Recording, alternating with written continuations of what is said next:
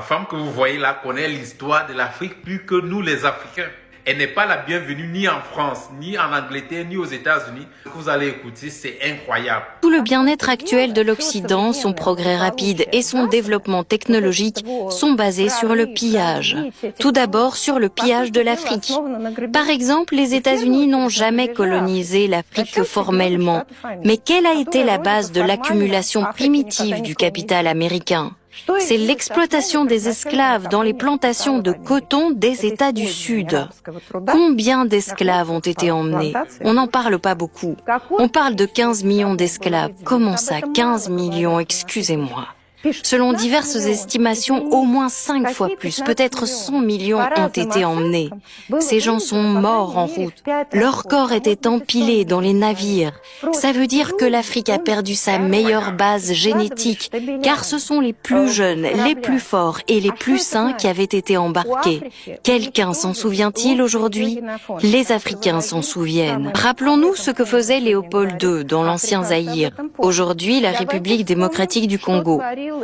Lorsqu'il a déclaré que tout le pays était sa propriété personnelle et que lors de l'exploitation du caoutchouc, afin d'économiser le carton, on utilisait la peau humaine pour le séchage. Le caoutchouc était appliqué sur la peau, puis retiré. Si les Congolais ne travaillaient pas bien dans les plantations, on leur coupait les mains.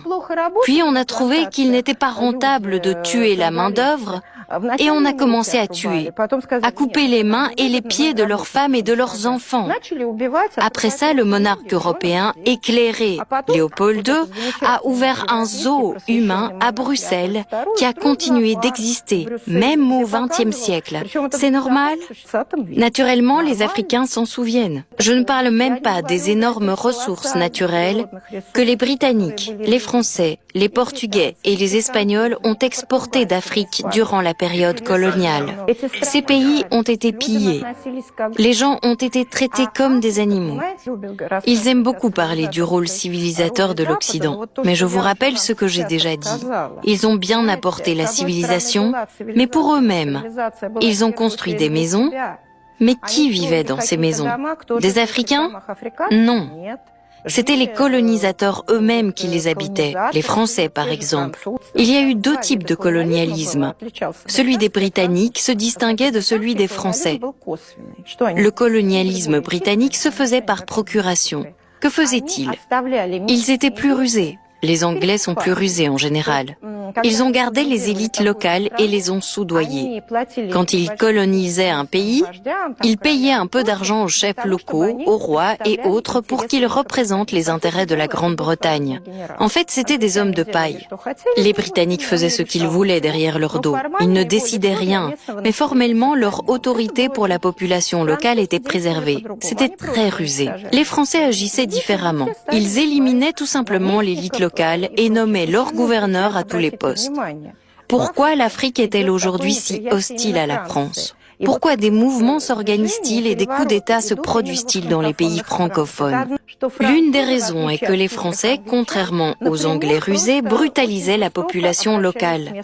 L'administration politique et la direction économique étaient complètement remplacées. Regardons ces trois pays, le Mali, le Niger et le Burkina Faso.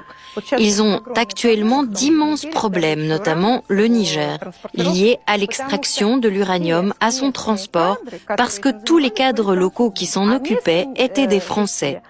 Les Africains n'effectuaient que le travail administratif et bureaucratique de base. Les vrais spécialistes, ceux qui connaissaient le processus de production, qui savaient comment faire, étaient des Français. À quoi bon former la population locale?